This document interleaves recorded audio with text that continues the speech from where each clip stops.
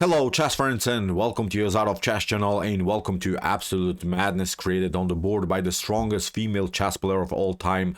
Welcome to a beautiful gameplay by Judit Polgar against Nigel Short back from the PCA Intel GP Rapid event in New York that has been played in 1994.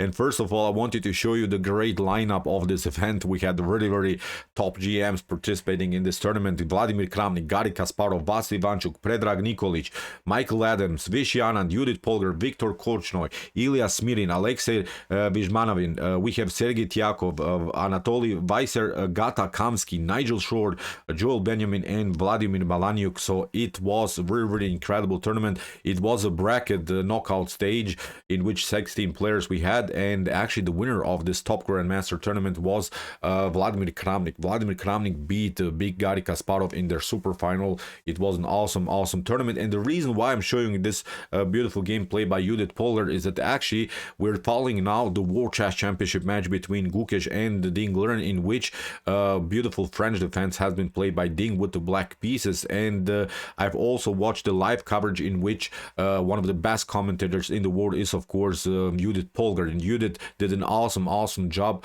by commentating this beautiful game. And she mentioned in her analysis one of her games, and this was also French defense, in which Judit Polgar produced an incredible and spectacular novelty against the French defense, against the setup that you see now. Really wild attacking idea, but unfortunately Judit didn't show the whole game, so that's why I decided to show you now this one. It was an immortal attack by Judit Polgar against Nigel Short in a rapid game. So let's see now what happened with white. Here Judit opened with move e4. Nigel Short's response was e6. The French, we have d4, and now move d5, knight to c3, the Paulson variation. Knight to f6, e5 leads now into the classical variation in the Steinitz sideline. After move knight to d7, Judit goes like Gukesh did in his game with this setup with knight to e2. Gukesh played first of all f4, knight to f3, and then knight to e2 with a different move order, but the strategic concept is the same. First of all, what we're trying to do with this move is of course to have a further grip around the square d4, because black is going to probably like of course Nigel Short did, coordinate the attack towards the queen side, and that's why you want to have this flexibility to play the move c3 and now have a great grip around the square d4. But the downside, as I mentioned also in our World Chess Championship analysis, is that the knight on e2 is standing in the way of the light square bishop. So the light square bishop is supposed to be here, which is a much better activity for the piece than maybe to go into a fianchetto idea where the bishop is not so powerful. But it's a different idea, also perfectly fine. It's just a different strategic concept now by white. White has now a more solid game in the center of the board. Knight to c6, f4. Now we're reaching the same position like in the game between Gukesh and Ding Liren, but with the difference now that Nigel Short took now in the center of the board. Ding Liren played this early flank attack with a5, here a4 and similar stuff. Here Nigel Short releases now the pressure in the center of the board. Judit of course takes, and now we have f5. Also a very solid approach by black, keeping now everything locked in the center of the board. And now Judit of course plays the normal knight to f3. We have now knight to b6, and now comes a brilliant idea. First of all, a tiny little move, but of course with the preparation to play the move g4, Judit prepares now with a brilliant h3. And why is this move actually possible? Because when Nigel Short traded off the pawns in the center of the board, the game became really static in the center. When let's go back to this other moment when we have now this position after f4, you notice there is still a tension here. So there is some kind of a dynamic opportunity now for both sides. The tension is not released here, but when you pick up now the pawn and the pawn structure gets static, it's not such a dangerous position anymore. So as I said, here after move f5 and knight to f3, knight to b6 and h3, Judit Polgar notices that actually you cannot easily attack here white's king. So that's why Judit allows here, even after bishop to e7 that Nigel Short played, Judit comes up now with a beautiful novelty with the move g4, and this is a great. This move has been played only once in chess history, and actually it's a Judit Polgar move. Now g4 immediately attacking now the king side, allowing even here to move bishop to h4. But as I said, the position is now fixed in the center, so the king is not so endangered, although you have to move the king. But what Judit Polgar did actually is even a tiny little inaccuracy in the game, because knight to h4 is not the optimal choice. It's still playable. It's not like you're losing the game, but now black should be slightly better because of this move by Judit. The better choice is to play immediately king to d2, because the pawn structure in the center is fixed. Nothing really can happen. Maybe you can get an attack, but then we step back here. You're trying maybe to again attack here the queen side now with, I don't know, queen to a5 stubborns and similar moves, but then you can play b3. After knight to a3 you go here, allow even queen to a5, and now you play a beautiful king to e3, and this king is perfectly fine. And we continue now with an attack here with this beautiful g4 progress that is actually many times the main attacking idea by white against the French defense. So now you're already there, and the king is perfectly fine. Perfect position to play. The engine gives you a slightly edge for white, so brilliant attacking idea it would have been for sure. But knight to h4 is a little bit rushed to pick up the piece, because after queen to h4 now you have to play again king to d2. But the issue is now the queen is coming into the game, and suddenly it becomes really an unpleasant game for white. Here black Nigel short, of course, in this case should be slightly better. But now b3, preventing knight to c4. We have now knight takes d4. Judit allows even here the pawn to be taken, but now king to c3. And as I said, black is here better. But here after king to c3, what Nigel short did is now a mistake with queen to f3. Seems tempting, and probably Judit has somewhere this line prepared at home, because allowing maybe this kind of a double attack is very risky. But actually queen to f3 is not the most optimal move here by black. You should play here knight to f3, and then after something like bishop to a3, preventing maybe black from castling. You don't have to even castle. Black can also stay longer with the king in the center because of this blocked pawn structure that we mentioned. And now black should go with bishop to d7 and continue with rook to c8. Again, attack against the king. The king has to now step back, and now you continue with rook to c8 anyway. And after rook to c1, you just play a calm king to f7.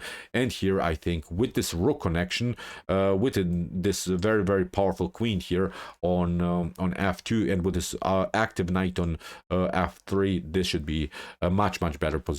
I would dare to say even completely winning position here for Nigel short. But he missed his opportunities, and also we have to mention both players played so far a couple of mistakes. But now queen to f3 is not the optimal choice, because Judit Polgar steps back. You can try maybe here knight to b3 to grab first of all a pawn and then to pick up the rook, but Nigel short played first of all queen to h1, and suddenly it becomes now an equal game with equal chances now for both sides. So white lost the exchange, but continues now with this pressure against the f5 square, and with now a beautiful bishop's activity in some lines. There are even some threats of bishop to b5 check and discovered attack against the queen, so the queen could be lost. So that's why here Nigel short had to be careful. He played now queen to h2, king to b1, and now comes another, I would say, critical moment of the game. Here Nigel short should have played f takes g4, simply releasing the pressure. Then after queen to g4, this should be an equal game. But after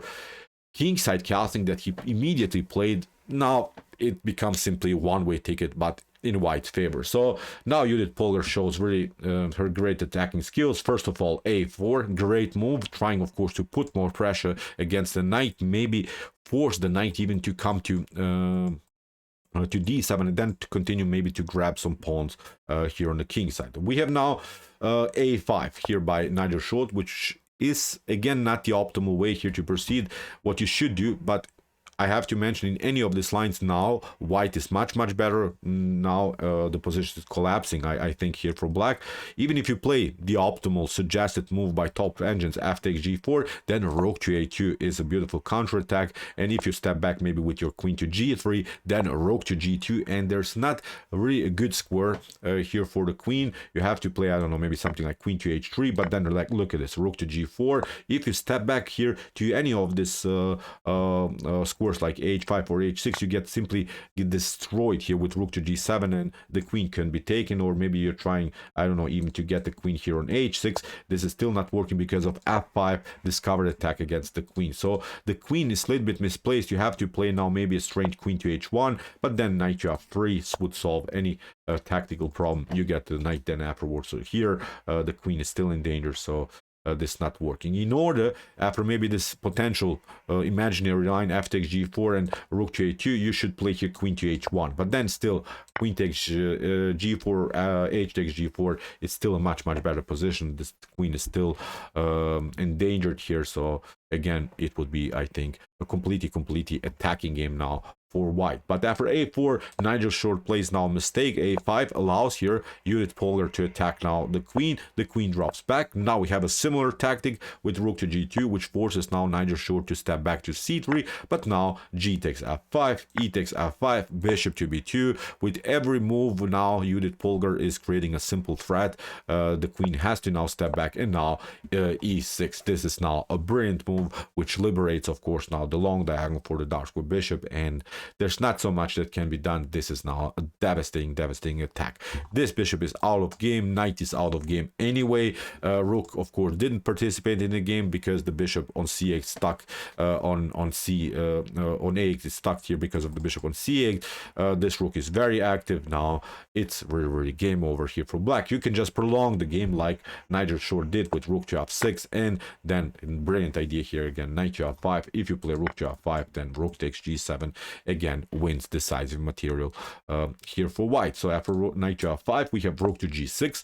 Nigel Short is trying to battle somehow on the g file, but now bishop to e5. Beautiful in between attack against the queen. The queen has to step back, and now knight takes g7. Again, the position is collapsing around the square in front of black's king. We have now the move d4, f5, continuing the pressure. Rook takes g2, bishop to g2, and now after queen to g5, it seems so that Nigel Short could maybe get out of this mess, but now a brilliant idea again by Judit, queen to h5, slowing down the pace now, releasing the pressure. Any potential attack by black is not working here. If you pick up here the piece, of course, then queen to e8 is immediately checkmate. So after queen to h5, we have queen takes h5, knight takes h5, but now the issue is we have now two connected pass pawns that are supported by two, maybe even three pieces. Of course, look at this, the pawns are rolling. If you want to survive, maybe it was best maybe even to sacrifice the bishop here for a pawn, but as I mentioned, in any of these lines,